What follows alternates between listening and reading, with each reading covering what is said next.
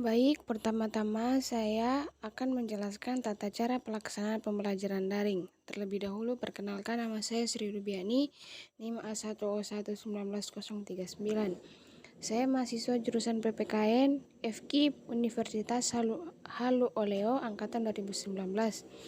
Jadi yang kita lakukan di sini adalah yang pertama-tama masuk di aplikasi Google Meet. Seperti yang ada di layar yang ini.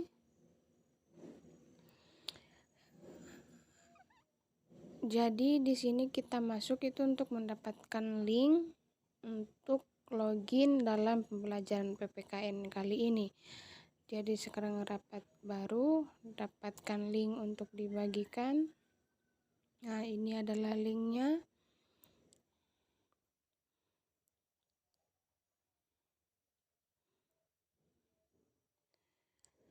Jadi contoh di sini Cut Nyak Dieng adalah ketua kelas dari pembelajaran kali ini. Saya akan men-sharekan link yang telah saya dapatkan dari Google Meet agar Cut Nyak Dieng membagikannya kepada teman-temannya agar mereka masuk di link yang telah saya bagikan untuk memulai pembelajaran, dan saya sebagai guru menunggu peserta didik untuk login yang telah dibuat melalui Google Meet selama 15 menit. Saya share.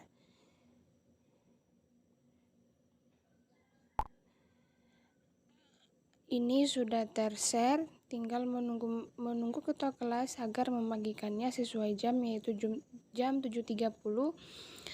Peserta didik itu diharuskan untuk masuk di link yang telah dibagikan untuk masuk ke APK Google Meet, aplikasi Google Meet agar mereka login dan masuk di pembelajaran, dan ibu saya sebagai guru menunggu selama 15 menit untuk memulai pembelajaran.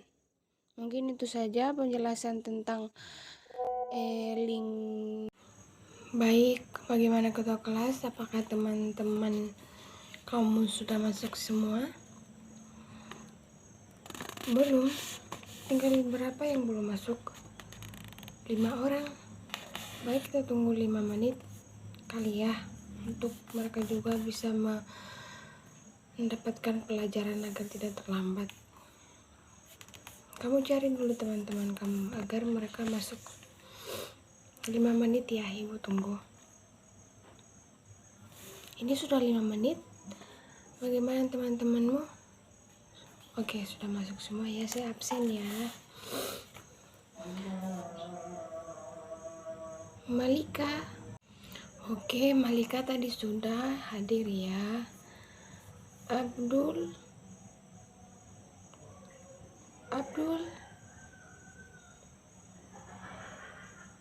tidak ada ya? Oh, ini anak malas betulnya anak ini. Ini sudah berapa kali pertemuan dia belum masuk.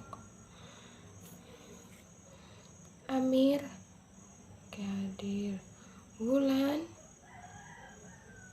oke hadir.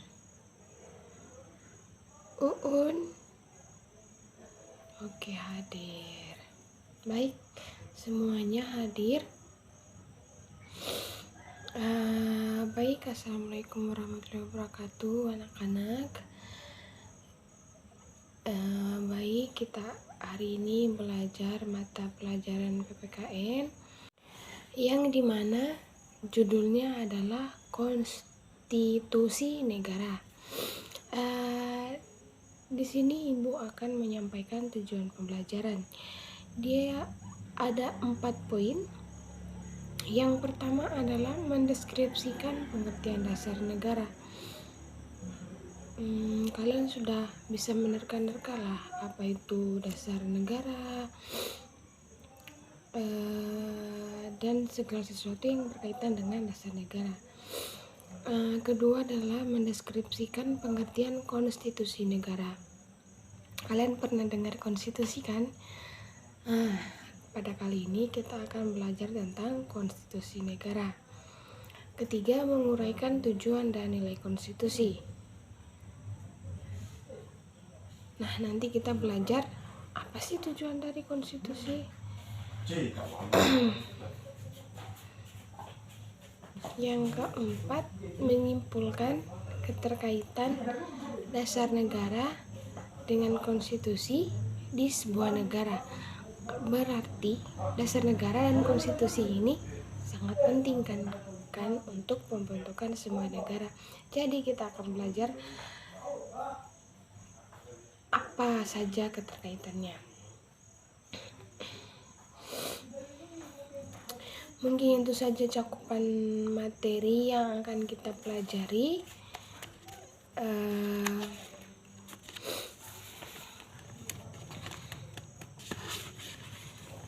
Yang itu saja materinya. Pada pertemuan kali ini kalian siap belajar kan? Kalau yang tidak siap keluar saja, karena kita belajar ini 2 kali 40 menit. Kalau yang sakit bilang.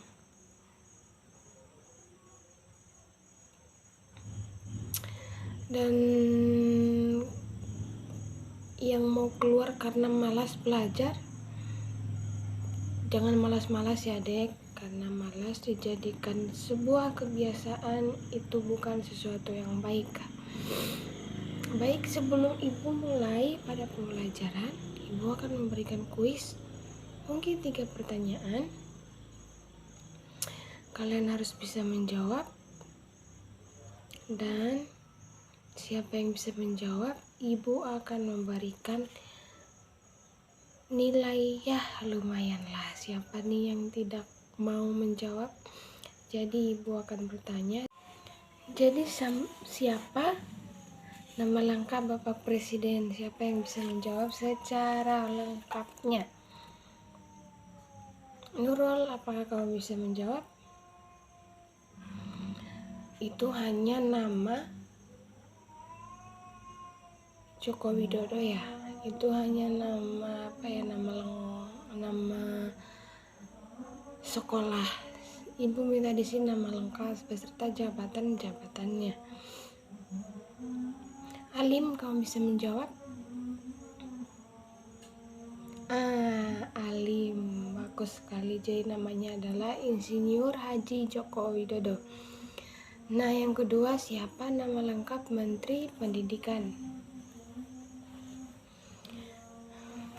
Iin, apakah kamu bisa menjawab siapa nama Menteri Pendidikan? Siapa?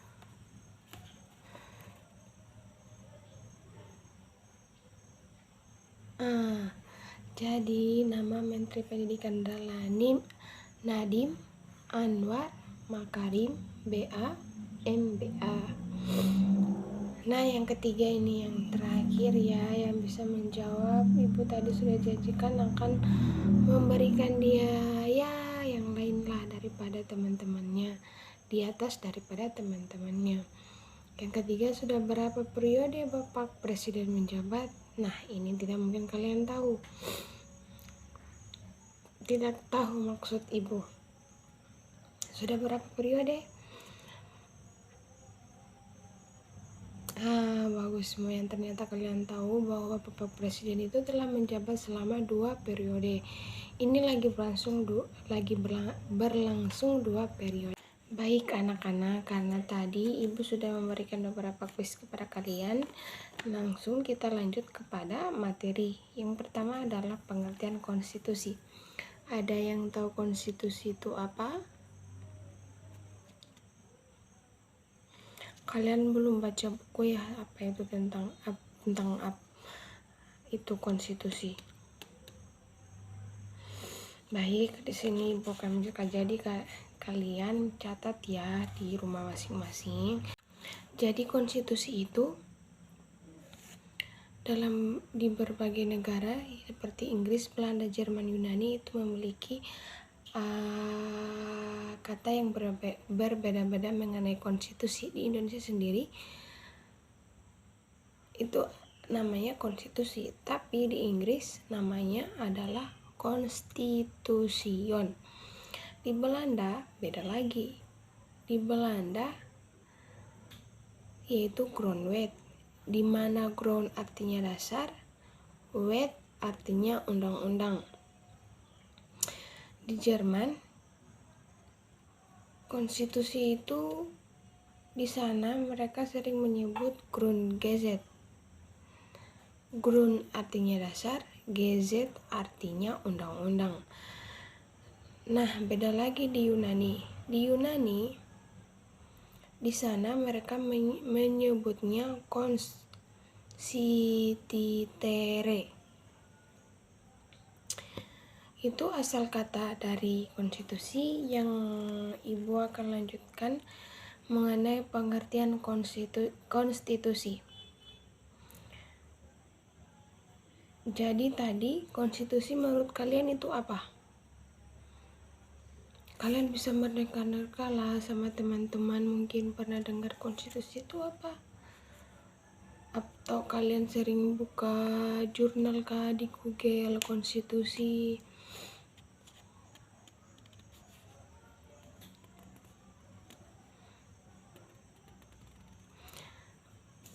Yang bisa menjawab Amir. Undang-undang itu contohnya konstitusi. Ibu yang Ibu minta adalah pengertian konstitusi. Kayaknya tidak ada yang bisa jawab ini. Baik, Ibu langsung jelaskan ya. Pengertian konstitusi. Konstitusi adalah keseluruhan, baik tertulis maupun tidak tertulis, yang mengatur secara mengikat cara suatu pemerintah diselenggarakan dalam suatu masyarakat. Jadi dia itu bisa disebut sebagai peraturan-peraturan yang terdapat dalam pemerintah, baik tertulis maupun tidak tertulis. Yang tertulis, peraturan tertulis itu seperti Pancasila, undang-undang, dan pasal-pasal.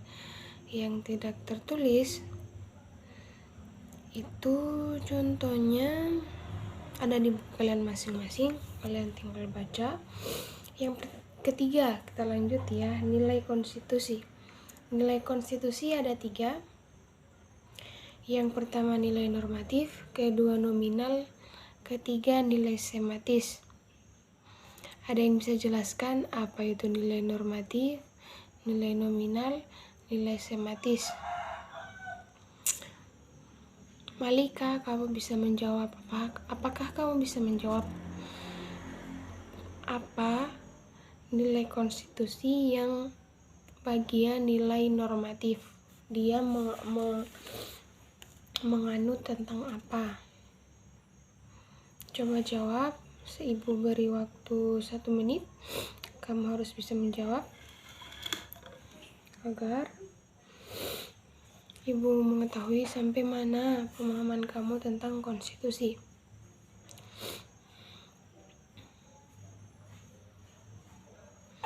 Baik Malika, apakah kamu bisa menjawab? Oke, betul sekali. Itu adalah jawabannya mengenai pengertian normatif, yang dimana pengertiannya yaitu tidak hanya berlaku secara legal atau hukum saja, tetapi berlaku sebagai norma dalam masyarakat. Kedua, nilai nominal. Amir, apakah kamu bisa menjelaskan apa itu nilai nominal?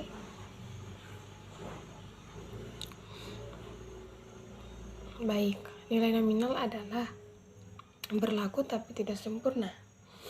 Ketiga, nilai sematis. Uun, apakah kamu bisa menjawab?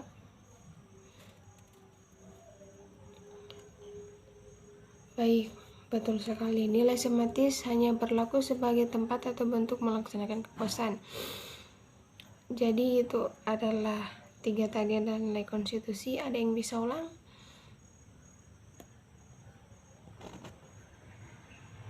Ani, apa kamu bisa mengulangnya yang Ibu jelaskan tadi? Karena Ibu lihat tadi kamu main-main. Apa apalagi tidak mengaktifkan kamera ini. Ani, di mana kamu?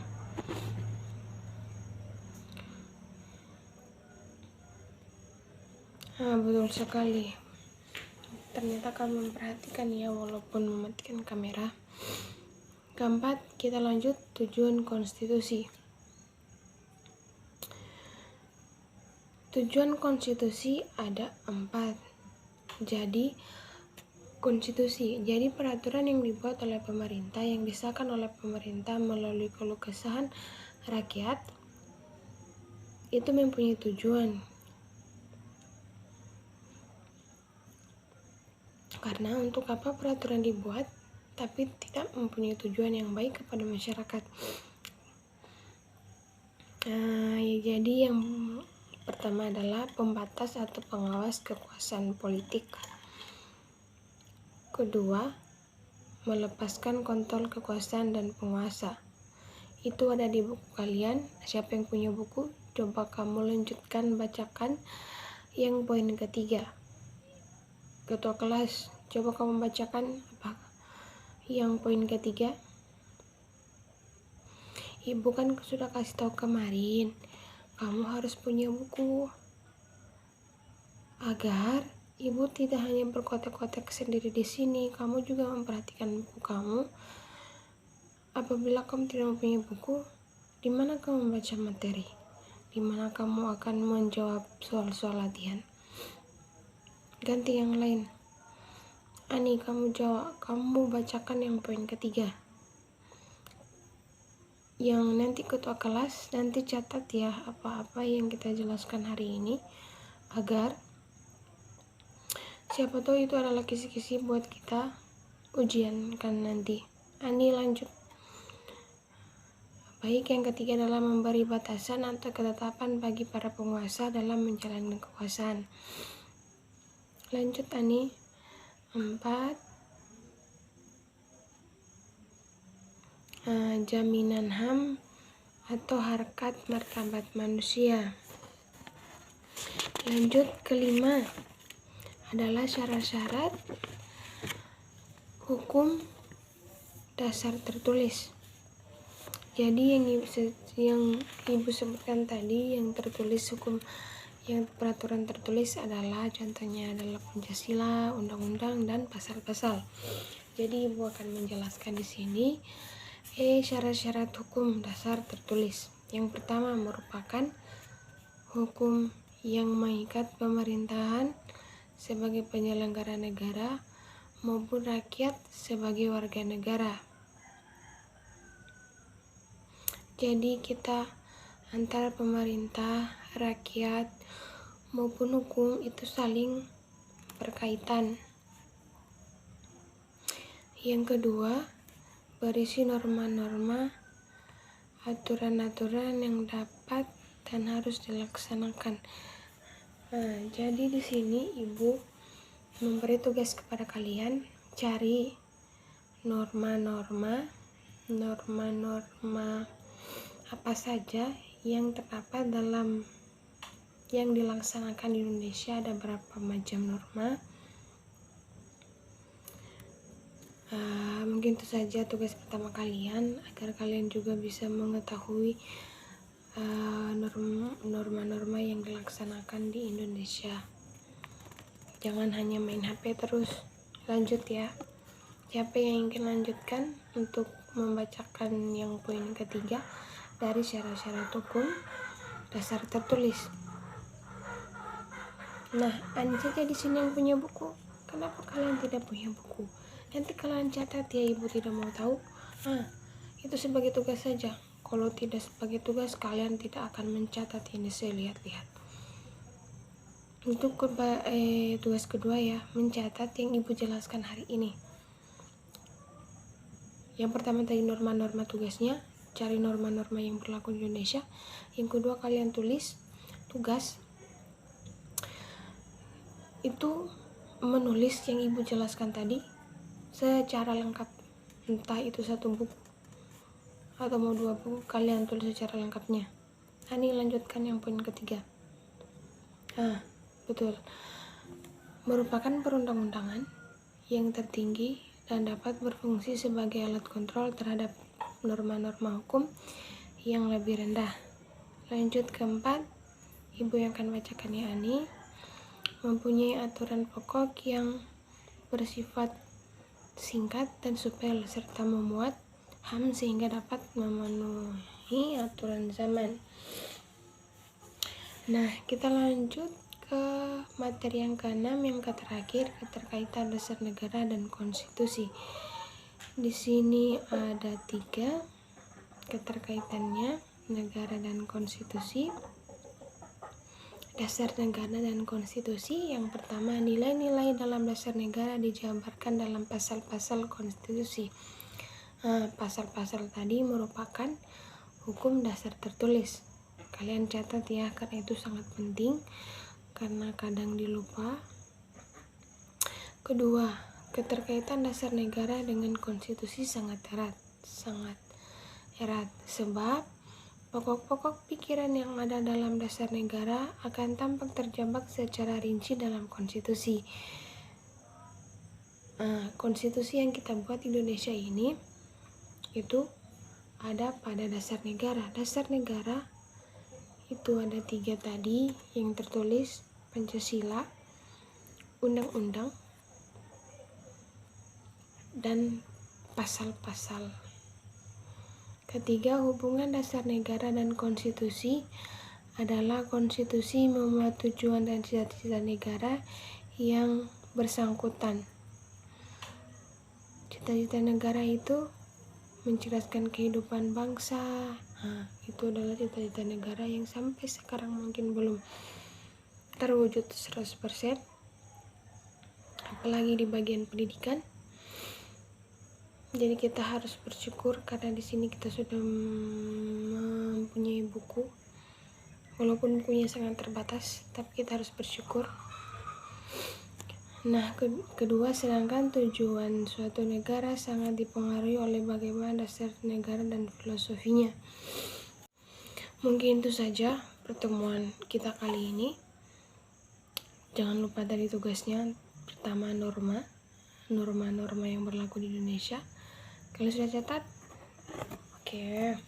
Kedua tadi, yang tidak punya buku catat, entah itu mau 1 buku atau 2 buku, kalian catat secara lengkapnya sebagai tugas. Kumpul nanti di sekolah.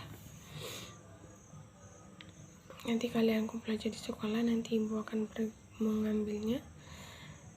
Minggu depan ya kalian kumpul. Pertama-tama ibu ucapkan terima kasih kepada kalian karena telah mengikuti pelajaran kali ini sampai selesai. Jangan lupa juga untuk menjaga kesehatan dan sholat, karena sholat itu penting, khususnya yang beragama Islam. Dan kita harus mengucapkan syukur kepada Tuhan Yang Maha Esa, karena dengan karunia-Nya lah kita bisa bertemu pada pembelajaran ini, walaupun dibatasi oleh jarak yang memaksakan kita harus melaksanakan pembelajaran online. Apabila ada salah kata tadi, ibu minta maaf karena itu juga demi kebaikan kalian. Kalian jangan lupa belajar, jangan hanya bermain handphone. Gunakan paket datanya hanya untuk pembelajaran. Kasihan orang tua yang mencari uang untuk membeli data agar kalian bisa sekolah. Mungkin itu saja yang ibu dapat sampaikan. Nanti ketemu minggu depan dengan materi tentang wawasan Nusantara. Kalian juga harus membaca ya, ibu akan memberikan kuis lagi minggu depan. Setiap pertemuan kita melaksanakan kuis, jangan hanya materi-materi saja. Mungkin itu saja, jangan lupa tugasnya. Ibu sudah bicara 3 kali, itu sangat penting. Ibu akan melihat nama-nama siapa yang rajin dan yang malas. Ibu tutup ya. Billahi taufiq wal hidayah. Wassalamualaikum warahmatullahi wabarakatuh. Terima kasih ya.